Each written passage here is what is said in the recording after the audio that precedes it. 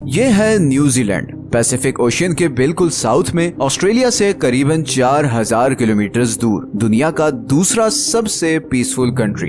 India और पाकिस्तान में रहने वाले ज्यादातर लोग मेरी तरह न्यूजीलैंड को क्रिकेट की वजह से ही जानते हैं। Brendon McCullum, Ross Taylor, Daniel Vettori. मैं तो न्यूजीलैंड को इन्हीं की वजह से जानता था। पर न्यूजीलैंड दुनिया में बहुत ज्यादा मशहूर है, खासकर अपनी बड़ी बड़ी माउंटेन रेंजेस, खूबसूरत लेक्स और हाई क्वालिटी ऑर्गेनिक फूड की वजह से। आप में से कुछ लोगों को शायद ये ऑलरेडी पता होगा कि मशहूर movie Lord of the rings की शूटिंग भी न्यूजीलैंड की इन्हीं खूबसूरत वादियों में हुई थी। न्यूजीलैंड का मौसम बिल्कुल यूके की तरह है, हल्की सी गर्मी, लॉन्ग विंटर्स और अच्छी खासी बारिश। मगर इसके बावजूद न्यूजीलैंड की पॉपुलेशन यूके की पॉपुलेशन का 7% भी नहीं। अगर आप न्यूजीलैंड का ये मैप देखें तो आपको नजर आएगा कि करीबन 80% न्यूजीलैंड बिल्कुल खाली है और वहाँ कोई नहीं रहता। न्यूजीलैंड की 70% आबादी इधर नॉर्थ में रहती है और नॉर्थ की भी 50% आबादी इस एक शहर ऑकलैंड में रहती है। इतना जबरदस्त मौसम, खूबसूरत सीनरी, लो क्राइम रेट और हाई स्टैंडर्ड ऑफ लिविंग के बावजूद 80% न्यूजीलैंड खाली क्यों है? आइए जानते हैं इस सवाल का जवाब।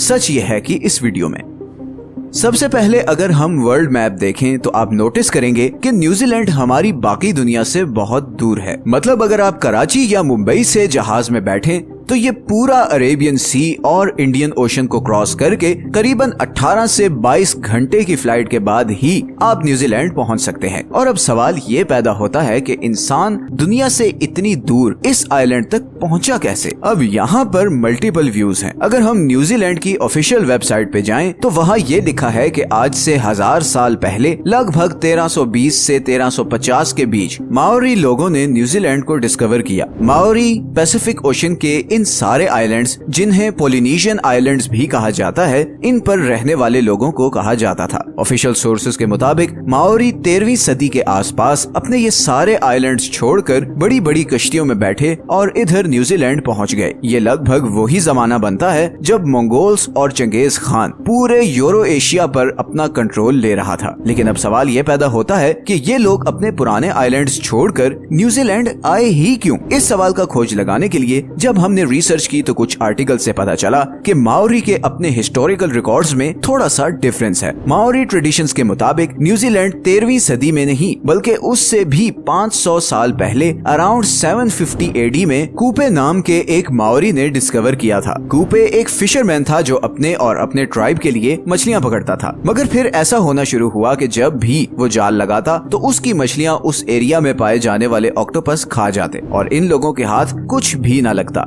अब क्योंकि इन लोगों का मेन फूड सोर्स था ही मछली, तो काफी प्रॉब्लम क्रिएट होना शुरू हो गई और उसका हल ये निकाला गया कि कूपे और उसके कुछ साथी समुंदर में जाकर किसी और आइलैंड की खोज लगाने की कोशिश करेंगे जहां पर खाने पीने की अच्छी खासी सप्लाई हो। इसी खोज में कूपे अपने साथ 20 से 25 आदमी लेकर पैसिफिक ओशन में उतर गया। कुछ दिन के सफर के बाद ही उन्हें बड़े बड़े पहाड़ों वाला एक आइलैंड नजर आया। ये न्यूजीलैंड था। सी फूड, भेड़ बकरियों और फलों से माला माल आइलैंड, जिसपे और कोई दूसरा इंसान नहीं था। ये कूपे और उसके ट्राइब के लिए परफेक्ट जगह थी। कूपे ने अपने चंद साथियों को वापस पोलिनेशियन आइलैंड्स भेजा ताकि वो बाकियों को इस आइलैंड की खबर दें और इस तरह न्यूजीलैंड पर माओरी लोग आबाद होना शुरू हुए। 17वीं सदी तक माओरी लोग सुकून से न्यूजीलैंड में रहते रहे और दुनिया से दूर होने की वजह से ना उनकी किसी से कोई दुश्मनी थी और ना ही किसी से कोई खतरा। मगर ये सब बहुत जल्द बदलने वाला था। ये वो वक्त था जब वेस्टर्न नेशंस अपनी ताकत को बढ़ाने के लिए पूरी दुनिया में फैल रही थी। एक्सप्लोरर्स को भेजा जा रहा था कि वो आइलैंड्स, कंट्रीज और कॉन्टिनेंट्स डिस्कवर करें जिन पे कब्जा करके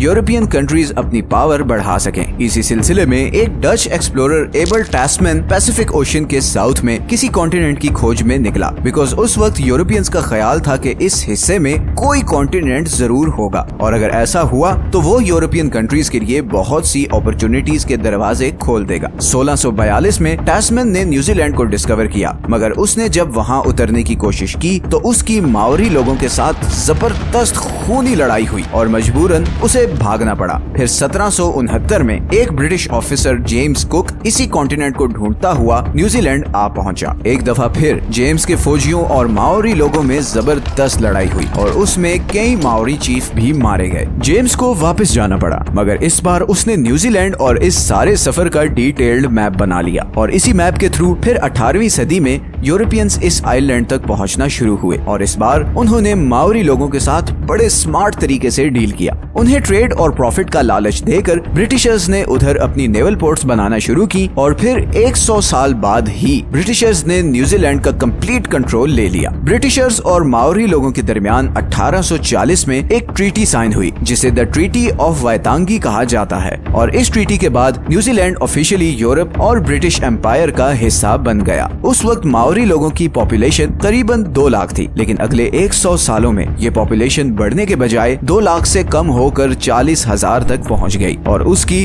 2 मेन रीजंस थी। असल में जब यूरोपियन लोग इधर आए तो उनके साथ वो बीमारियां भी इधर आई जो उस वक्त यूरोप में आम थी। प्रॉब्लम ये थी कि माओरी लोगों में इन डिजीजेस की इम्यूनिटी डेवलप नहीं हुई थी और इसीलिए यूरोपियन इमिग्रेशन के बाद लोकल माओरी लोग बीमार होकर मरना शुरू हो गए। दूसरा, 19वीं सदी में न्यूजीलैंड एक बहुत ही वायलेंट जगह बन चुका था। ट्रीटी ऑफ वायतांगी के सिर्फ 5 साल बाद ही ब्रिटिशर्स और लोकल माओरी के दरमियान लैंड ओनरशिप को लेकर एक सीरीज ऑफ वॉर शुरू हो गई जो अगले 40 साल तक चलती रही। इन वॉर्स में बहुत ज्यादा लोकल माओरीज मारे गए और फाइनली ये सारा सिलसिला 1881 में जाकर रुका जब माओरी के सारे बड़े चीफ्स मारे जा चुके थे और माओरी मूवमेंट बुरी तरह क्रश हो चुकी थी। अब ब्रिटिशर्स भी ये समझ चुके थे कि लोकल्स को डेवलपमेंट प्रोसेस में इंक्लूड किए बगैर आगे नहीं बढ़ा जा सकता और इसीलिए इन वॉर्स के फौरन बाद ब्रिटिश गवर्नमेंट ने लोकल्स को इलेक्टोरेट प्रोसेस से लेकर हर डेवलपमेंट प्रोजेक्ट में की स्टेक होल्डर बना दिया और इस तरह न्यूजीलैंड में पीस और प्रोग्रेस का सफर फाइनली शुरू हुआ। लेकिन फिर भी आज जैसे हमने वीडियो के शुरू में आपको दिखाया था,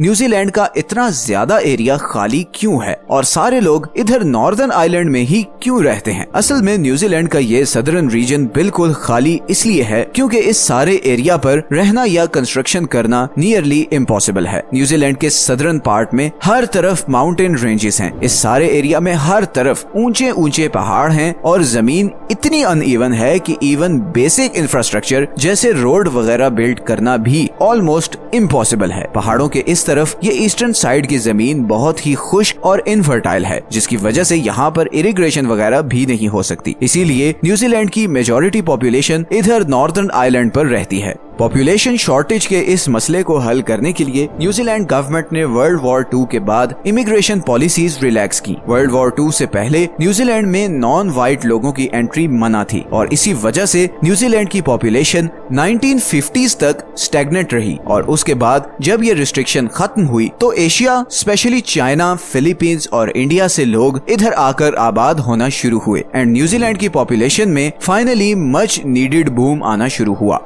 आज न्यूजीलैंड की पॉपुलेशन का ऑलमोस्ट 27% इमिग्रेंट्स या वो लोग हैं जो न्यूजीलैंड से बाहर पैदा हुए थे। इमिग्रेंट्स की मेजॉरिटी इधर ऑकलैंड और उसके आसपास के एरियाज में रहते हैं और यही वजह है कि ऑकलैंड आज दुनिया के लीस्ट अफोर्डेबल सिटीज में से एक है बिकॉज लैंड सप्लाई कम है और हाउसिंग की डिमांड ज्यादा है। इसी प्रॉब्लम को हल करने के लिए न्यूजीलैंड गवर्नमेंट अब लोगों को $8,000 तक की ग्रांट दे रही है ताकि वो ऑकलैंड से 100 किलोमीटर दूर वाइकाटो में शिफ्ट हो जाएं ताकि ऑकलैंड की हाउसिंग मार्केट पर प्रेशर कम हो और प्राइसेस नॉर्मलाइज हो। एक बहुत इंटरेस्टिंग चीज ये है कि न्यूजीलैंड की सारी agriculture industry animal meet export करने पर चलती है। इधर नॉर्दर्न आइलैंड में बारिश की वजह से ऐसी लश ग्रीन जमीन है जिसकी वजह से इधर बेशुमार भेड़ बकरियां और गाय पाई जाती हैं। न्यूजीलैंड की पॉपुलेशन लगभग 50 लाख के करीब है जबकि एक एस्टिमेट के मुताबिक यहाँ पर भेड़ बकरियों की पॉपुलेशन ऑलमोस्ट 3 करोड़ है और इसीलिए न्यूजीलैंड दुनिया में सबसे ज्यादा मटन और शीप वूल एक्सपोर्ट करने वाला कंट्री है। न्यूजीलैंड का 95% मीट बाहर एक्सपोर्ट होता है और 2019 में इस एक्सपोर्ट से न्यूजीलैंड ने $46 बिलियन